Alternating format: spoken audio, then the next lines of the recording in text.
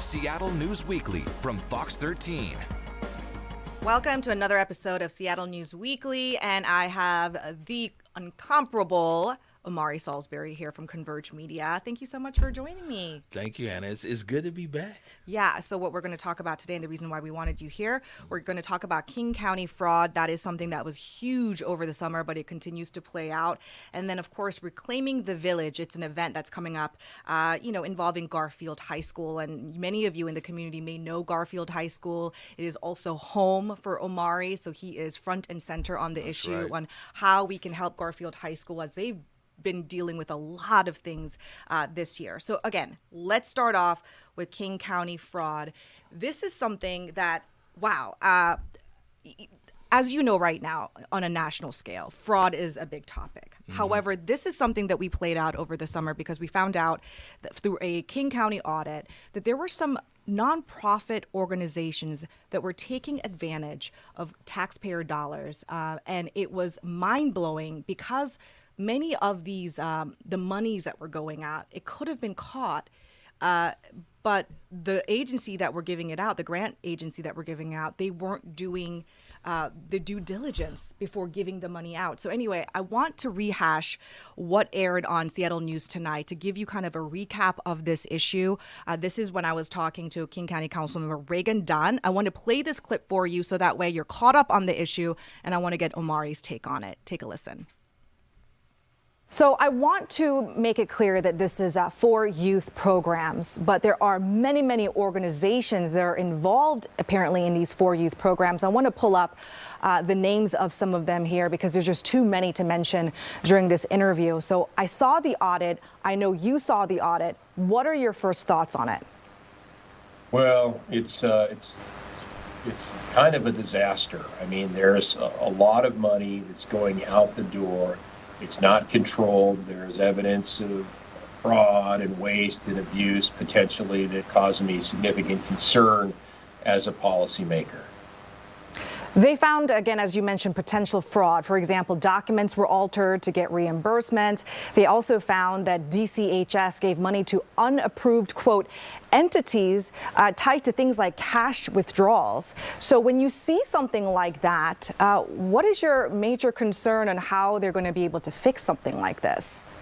Yeah, it raises a ton of red flags right away. I've been calling for an audit for a long time. I'm glad we finally had one because when there's just smoke, there's generally fire.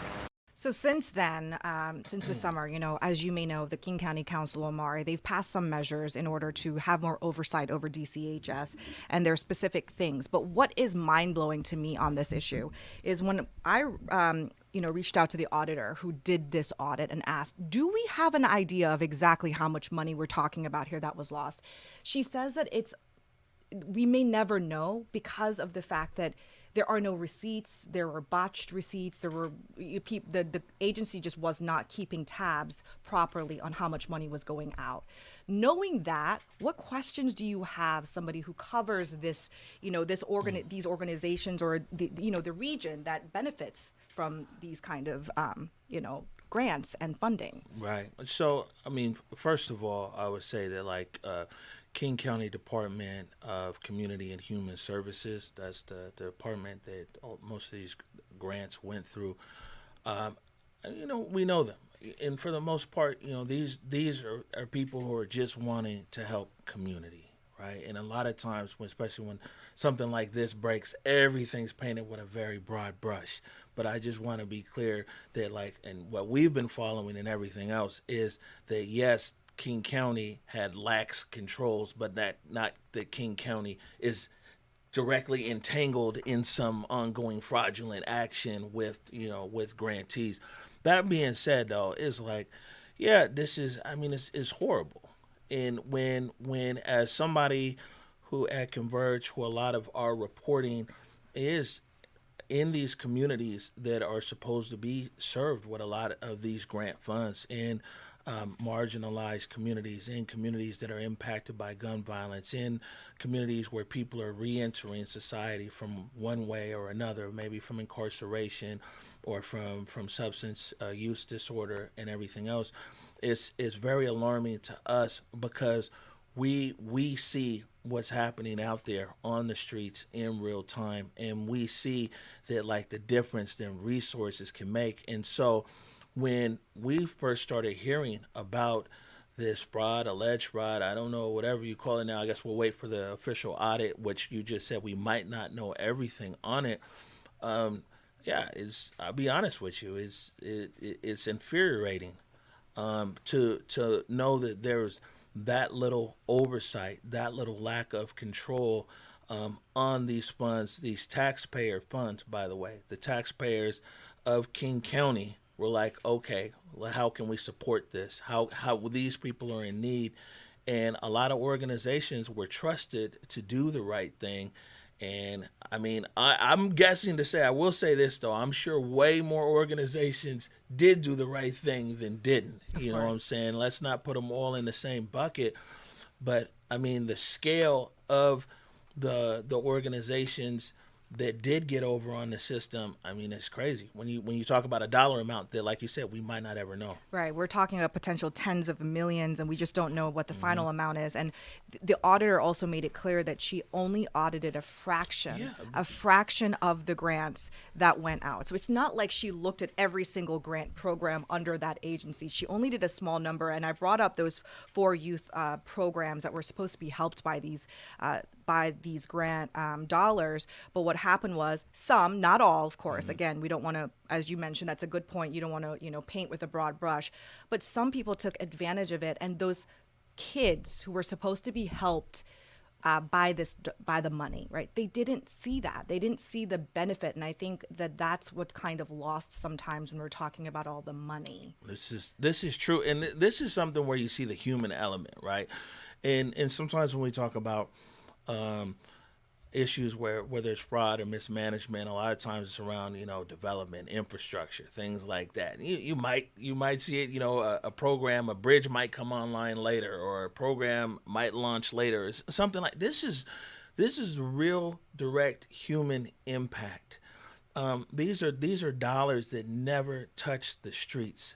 And like I said, I think that's the thing. And where did it go? Where did it go? Well, I mean, if in this early reporting here, it seems like it went. If someone can write an invoice on a napkin and be able to get reimbursed, if somebody can get reimbursed on an ATM receipt, I mean, I'm gonna tell you, right? So the other thing is, as a small business owner, or even if you're a big business owner, but as a small business owner, the level of accountability that is required to do business with any of these organizations.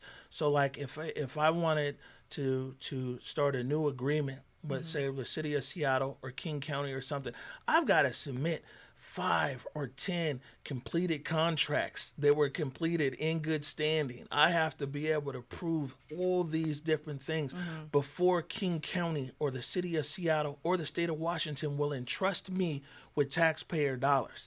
There has to be a baseline. It has to say, okay, company X, you now meet a baseline criterion. Now, I understand that the county was like, okay, there's a lot going on here. We're dealing with gun violence issues, reentry issues. We're dealing with homelessness. We're dealing with a lot of things. And so their heart was in the right place and being like, you know what? How can we efficiently and effectively get these dollars into the hands? Because we hear it all the time. The people closest to the problems oftentimes really are closest to the solutions. So how do we get these resources quickly into the hands of those that are closest to the problem? But in doing so, and not requiring any kind of oversight, a baseline oversight here, this is what we end up with, that a percentage of bad actors now. And I think the other thing that really bothers me is there's so many organizations in King County who are so committed, so dedicated, who do something with nothing, who show up no matter what, and it taints everybody. A few bad actors here taints all these people providing good service. Right. Actually doing service and doing good every single day, but they're overlooked because of, as reporters and journalists, we have a job. We have to expose this. But again, the public will see it and say, wait, what's going on here? And I understand that. I understand that if they're saying, oh, hey, like tens of millions are gone here, people are asking, could there be more? Is Is this rampant? Is it not? They're asking a lot of questions that they don't have the answer to. So moving forward, this first broke over the summer, but it's still ongoing because DCHS, they're trying to clean up and they're trying to beef up staffing so that way they can have more oversight. And to your point, it's not that we're saying they knowingly gave out this money. It's because they just didn't have the oversight in place. Let me explain something too. And this is it's crazy in the sense that, like, one of the reasons, I'm not excusing any of this, but for years, what it was to be able to get access to grants, right, the barrier was so high. And it was intentionally high. Sure. To be able to basically redline certain communities out of grant access. And so it's almost like it went from a polar shift. It went from being able to access grants to be intentionally making them difficult for people to access, to now, like, almost, the barrier to entry and everything else is minimal. And so somewhere in there, they need to be able to find a balance. But there is a reason why. I can just tell you, when that low barrier of entry and being fair. Now, that doesn't excuse someone not doing the right thing. Of course. But yeah, man, to be able to access grants, it's like, in community, it's called the chicken dinner.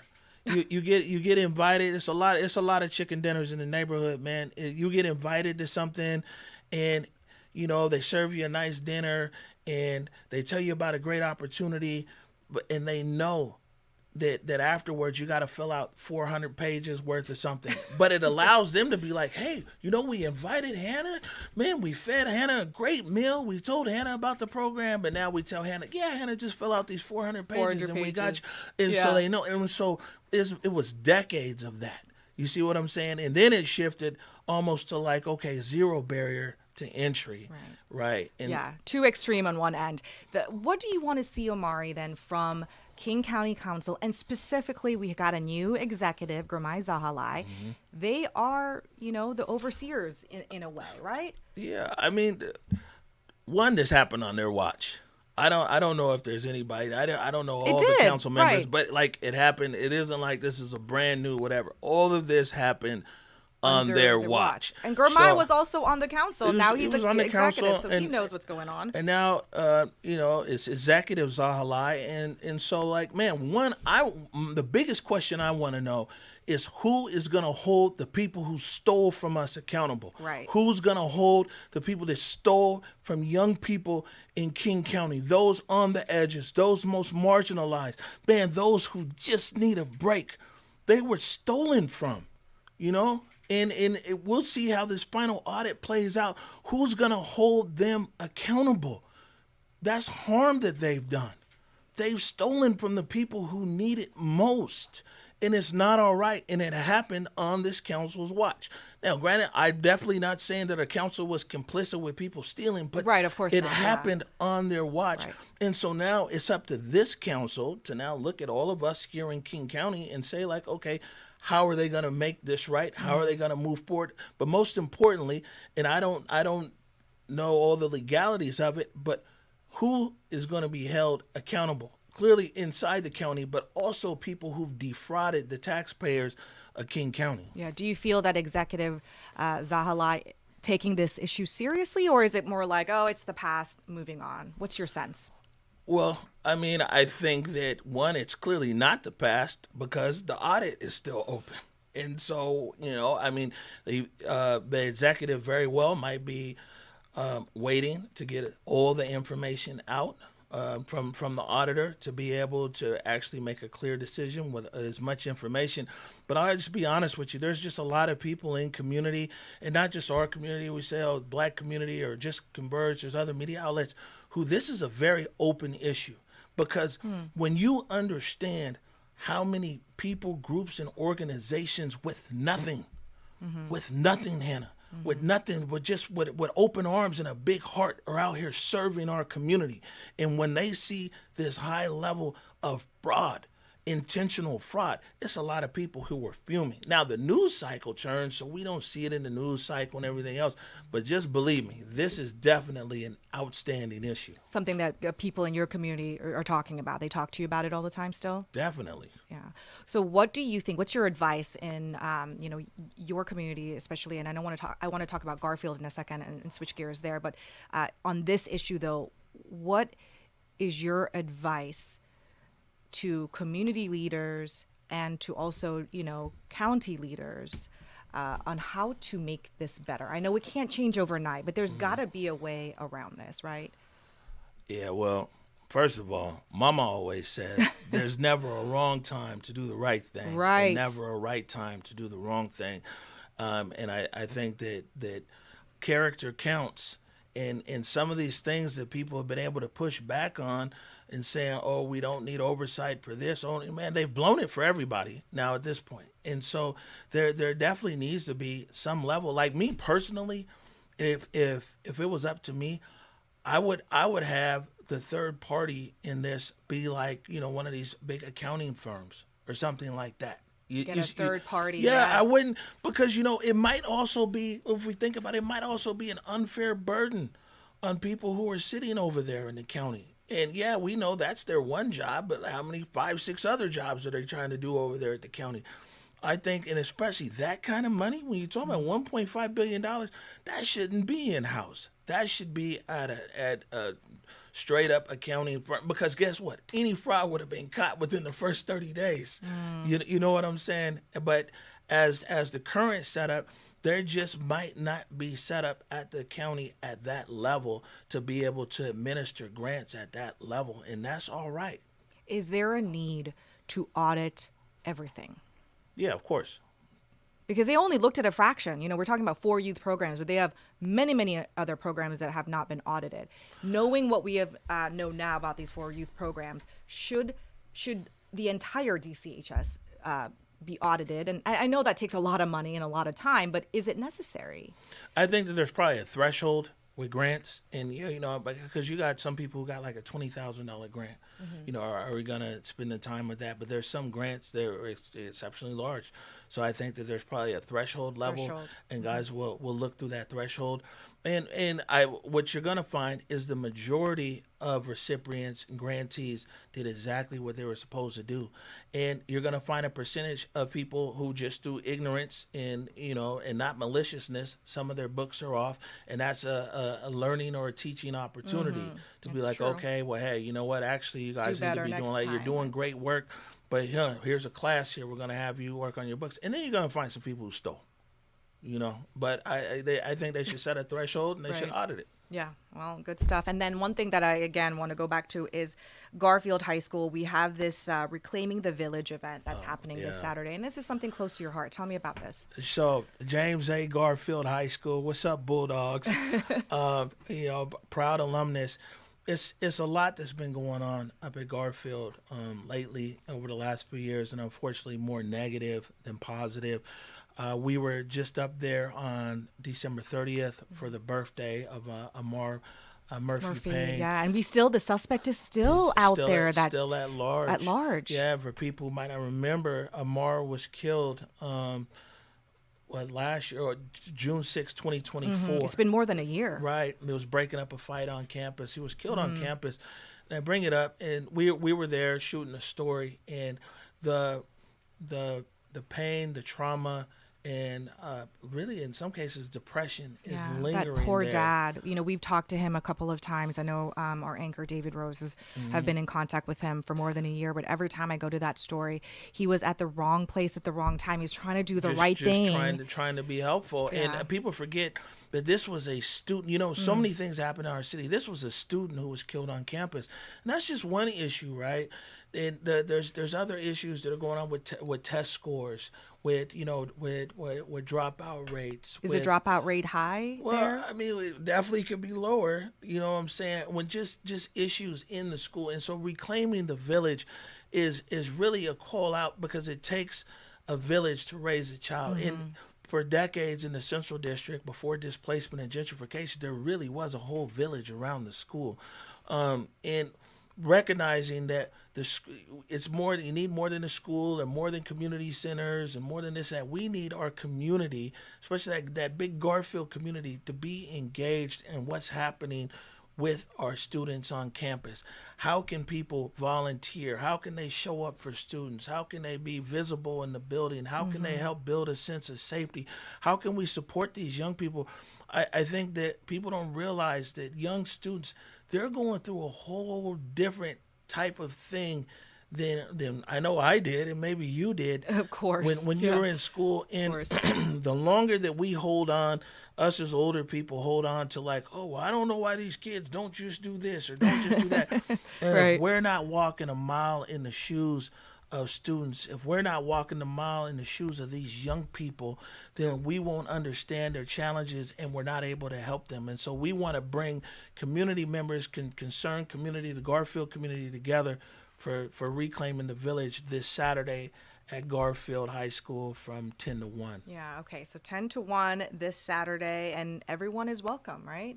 Yeah, I mean, where the first priority is our Garfield community. Sure. You know what I'm saying? But like, man, we want people who are concerned They about wanna help. students. Yeah. Exactly. About students at Garfield and the Garfield community. Yeah. That's great. I hope a lot of people who are close to Garfield will show up to that. And, it's always such good insight to sit down with you and get your take on things. Your show, The Big O Show, when did you say that was going to come out again? It's the Big O Show. Our first episode of 2026 is January 12th. Yeah, that's Monday. So Yeah. I want to be able to plug that for you because you dive into, we talked about some of the issues that sometimes you will talk about on your own show. Right. So it's always good to have you here and, I speak a little bit more freely too. Right. Yeah. Well, that's good. That's what the people want now, right? That's Yeah. what they want to hear is transparency and just like how you feel about things. So, well, it was nice. Again, thank you for being here, Omari. And don't forget, new episodes of Seattle News Weekly. It drops every Thursday. You can watch them on the Fox local app, fox13seattle.com, or on the Fox 13 Seattle YouTube channel. Until next time. Seattle News Weekly is available wherever you get your podcast.